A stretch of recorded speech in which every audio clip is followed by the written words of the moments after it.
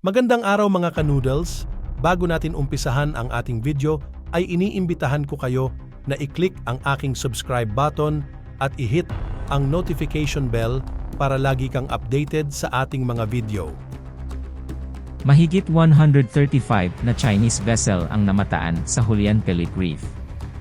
Dinetalye kamakailan ng Philippine Coast Guard, PCG, ang malaking pag-akyat ng bilang ng mga barkong Chinese Maritime Militia, CMM, malapit sa Julian Pellic Reef, na nagpapataas ng mga alalahanin sa karagatan sa loob ng Philippine Area of Responsibility. Sa unang tantiya na 125, umabot na ngayon sa mahigit sa 135 ang bilang ng mga barkong CMM, na malaking pagtaas mula sa bilang na naitala ilang linggo lamang ang nakakaraan noong Nobyembre 13, 2023. Ang patuloy na pagtaas ng sitwasyon ay nag-udyok kay PCG Commandant Admiral Ronnie Gilgavan na magpadala ng mga barko ng PCG na BRP Sindangan at BRP Cabra para magpatrolya malapit sa reef noong Disyembre 2, 2023. Ang Julian Pellic Reef, na matatagpuan 175 nautical miles kanluran ng Batarasa sa Palawan, ay may mahalagang kahalagahan bilang mababang elebasyon sa loob ng teritorial na dagat ng mga kaugnay na mataas na elebasyon sa Kalayaan Island Group. Kahit na may mga hamong radyo na inilabas ang PCG sa mga barkong CMM, walang tugon.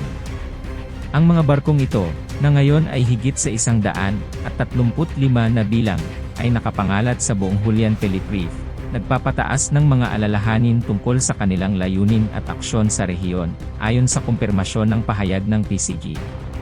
Sa pagpapatibay ng kanilang pangako sa pagsiguro ng seguridad sa karagatan, kaligtasan, at kapaligiran ng dagat, ipinapahayag ng PCG ang kanilang dedikasyon sa pagprotekta sa integridad ng teritoryo, soberanya, karapatan ng soberanya, at jurisdiksyon ng Pilipinas sa West Philippine Sea. Ang nakakabahalang pangyayari na ito ay sumusunod sa kasaysayan ng tensyon sa pagitan ng Pilipinas at China hinggil sa mga alitan sa karagatan. Noong 2016 na, nagtagumpay ang Pilipinas ng hindig ng isang pandaigdigang tribunal ang malalaking alegasyon ng Beijing sa South China Sea, pinatibay ang pag-aari ng Pilipinas sa West Philippine Sea. Gayunpaman, tila hindi tinanggap ng China ang desisyon. Sa mga nakaraang buwan, patuloy na nakakita ng mga barkong Chino malapit sa iba't ibang shoal at reef sa loob ng teritoryo ng Pilipinas. Higit sa 50 na barko ng China ang iniulat malapit sa Iroquois Reef at sa Shoal ng Western Command noong Setyembre, na nagpalala sa alalahanin hinggil sa asertibong presensya ng China sa karagatan. Si Pangulong Ferdinand Bongbong Marcos Jr. ay nagpanukala ng pagsunod sa batas ng internasyonal at pagsunod sa United Nations Convention on the Law of the Sea, na nagbibigay diin sa kahalagahan ng paggalang sa hangganan ng teritoryo at mga kasunduan sa internasyonal. Bagamat sa mga naunang pahayag ni Marcos ay nagpapakita ng isang kasunduan sa pagitan ng Manila at Beijing hinggil sa karapatan ng mga mangingisdang Pilipino, nananatiling matindi ang tensyon. Ang patuloy na pagsasabi ng China sa kanilang soberanya sa Scarborough Shoal ay nagresulta sa ulat ng mga insidente ng close-distance maneuvering na kinasasangkutan ng mga barkong Chino noong Marso, na nagpapaliwanag pa ng sitwasyon sa West Philippine Sea.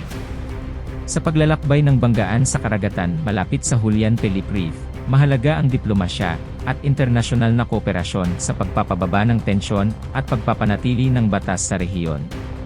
Patuloy na iginiit ng Pilipinas ang kanilang mga karapatan, habang nananawagan ng pagsunod sa mga internasyonal na kasunduan upang tiyakin ang kapayapaan at katatagan sa mga pinag-aawayang karagatan na ito. Maraming salamat sa inyong panunood.